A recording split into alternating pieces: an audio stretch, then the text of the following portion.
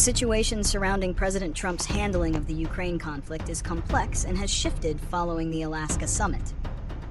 The general state of the issue is one of heightened diplomatic activity, but without a clear path to resolution. While Trump and Putin held high-level talks, no concrete agreements were announced, leaving Ukraine and its European allies in a state of uncertainty. A key development is Trump's pivot from advocating for a ceasefire to a peace agreement, a term that aligns more with Russia's position. This shift, combined with Trump's public praise for Putin and his seemingly harsh treatment of Zelenskyy, has created concern among Western allies that Ukraine's interests may be compromised.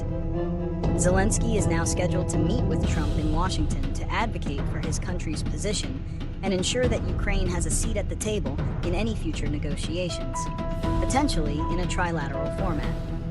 The global community is now watching to see if this renewed diplomatic push will lead to a meaningful end to the conflict, or if it will simply serve to prolong the war on the ground while diplomatic maneuvering continues. The primary reason for the upcoming meeting between President Zelenskyy and President Trump is for Ukraine to assert its voice and interests in the peace process.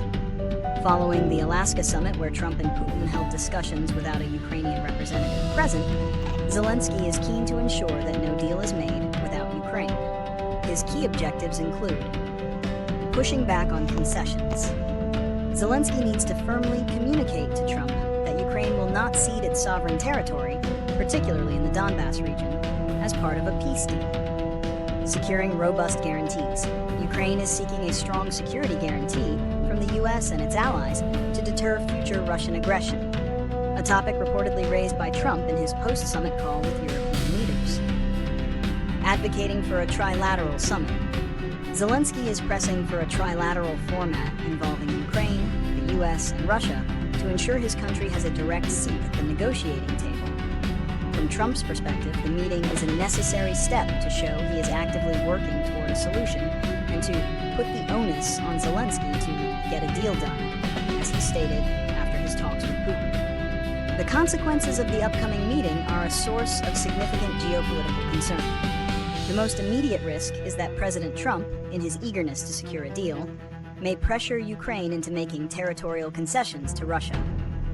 Reports from the Alaska summit indicate that Putin demanded control of the Donetsk and Luhansk regions as a condition for a peace deal, which Zelenskyy has publicly rejected as unconstitutional.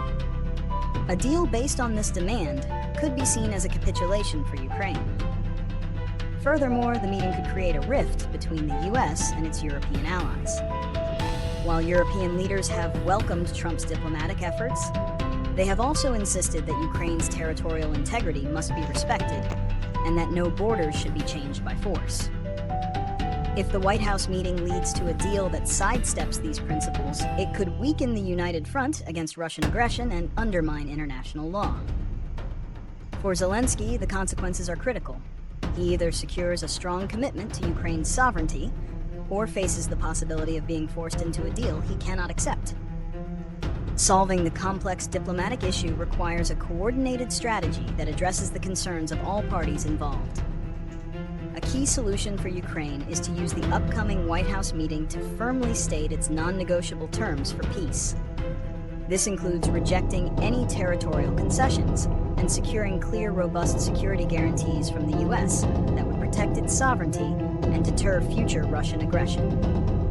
Another critical solution is to ensure that a future peace process is not decided in a bilateral format between Trump and Putin. Ukraine's proposal for a trilateral summit with the U.S. and Russia, with European support, would be a more effective model. This would ensure that Kyiv has a direct voice in all negotiations about its future. For this to work, it is vital that the international community, particularly European allies, maintain a united front and continue to provide military and financial aid to Ukraine. This continued support strengthens Ukraine's leverage at the negotiating table, preventing it from being pressured into a deal that is not in its best interest.